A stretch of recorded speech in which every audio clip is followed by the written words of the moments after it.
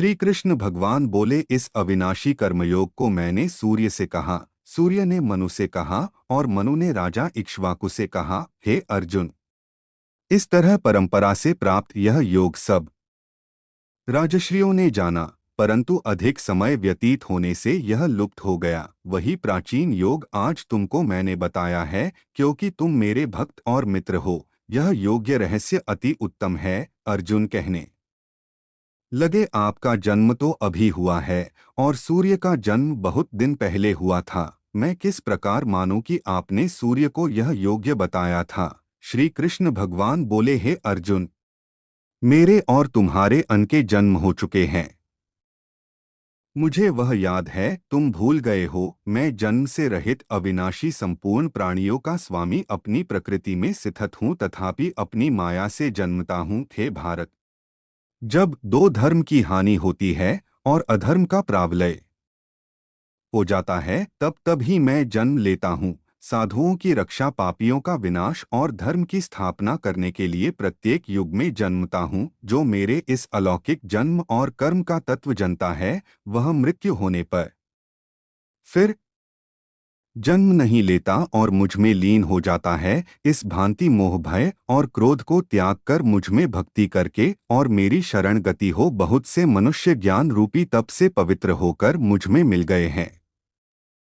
जो जिस भाव से मेरा पूजन करता है, उसको मैं उसी प्रकार का फल देता हूँ। हे पार्थ, मनुष्य सब प्रकार से मेरे मार्ग का अनुसरण करते हैं, अर्थात यह चाहे जिसकी सेवा कर, वह मेरी ही सेवा है। मनुष्य लोग में कर्म सिद्धि की इच्छा करने वाले लोग देवताओं का पूजन करते हैं, क्योंकि इस लोक में कर्म की सिद्धि शीघ्र होती है। मैंने चारों वर्णन की सृष्टि अपने अपने गुणों और कर्म से की है। सृष्टि का कर्ता मैं ही हूँ, तथापि मुझसे अकर्ता अविनाशी जानो। कर्म मुझको बद्ध नहीं कर सकते तथा कर्म फल में मेरी कामना नहीं है। इस प्रकार जो मुझको पहचानता है, वह कर्मों के बंधन में नहीं पड़ता। इस प्रकार समझकर प्राचीन मुमुक्षुओं ने भी कर्म किए हैं, अतएव पूर्व पुरुषों को पहले ही किए हुए कर्म को तू भी कर। हे अर्जुन, कर्म क्या और अकर्म क्या है, इसके विचार में विद्वानों की बुद्धि भी चकरा जाती है।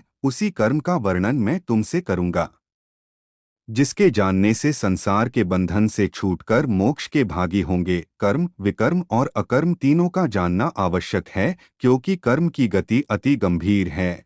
जो कर्म में अकर्म और अकर्म में कर्म देखता है, वही पुरुष बुद्धिमान है, वही योगी और समस्त कार्य को करने वाला है। हे अर्जुन, कर्म करने अपान वायु का लय करते हैं। कोई आहार को निरंतर कम करके प्राण को डोट होम करते हैं, वे सब यज्ञ वेदता है और यज्ञ से ही इनको सबके पाप नाश हो जाते हैं। जो यज्ञ में बचे हुए अमृत रूप अन्न को खाते हैं, वे सनातन ब्रह्मा को प्राप्त होते हैं।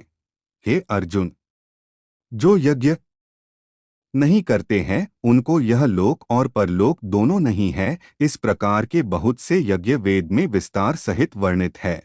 इस सब को कर्म से उत्पन्न हुए जानो, इनके जानने से तुम मोक्ष को डोट प्राप्त होवोगे। हे परंतप, द्रव्यमय यज्ञ से ज्ञान यज्ञ उत्तम है। हे पार्थ, फल सहित सब कर्म ज्ञान में ही समाप्त हो जाते हैं, सो उस ज्ञान यज्ञ का तत्वदर्शी और ज्ञानी लोग तुमको उपदेश करेंगे। इसलिए तुम उनकी सेवा करना और उनको विनय पूर्वक प्रश्न करके ज्ञान यज्ञ जानना। इस ज्ञान को लाभ करके तुमको ऐसा मोह फिर नहीं होगा।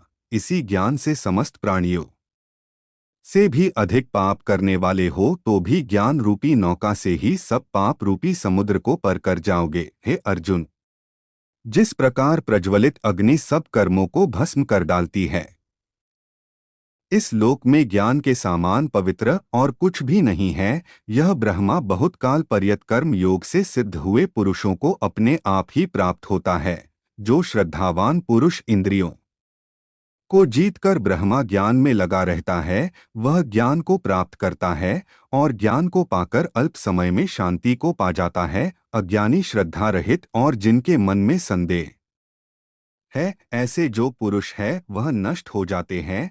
जिसका मन सदा संयमहीन रहता है, उनको यह लोक परलोक और सुख कुछ भी प्राप्त नहीं होता जिसने परमेश्वर का आराधन और निष्काम कर्म योग के आश्रय से कर्म बंधन त्याग दिए है और ज्ञान से जिसके सब संदेह दूर हो गए हैं।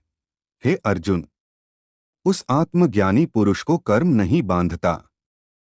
हे अर्जुन, अतएव अज्ञान से उत्पन्न हुए चित्त के इस संशय को ज्ञान रूपी तलवार से काटकर मेरे बताए हुए कर्म योग को करने के लिए प्रस्तुत हो जाओ। अब बाकी 5वां अध्याय में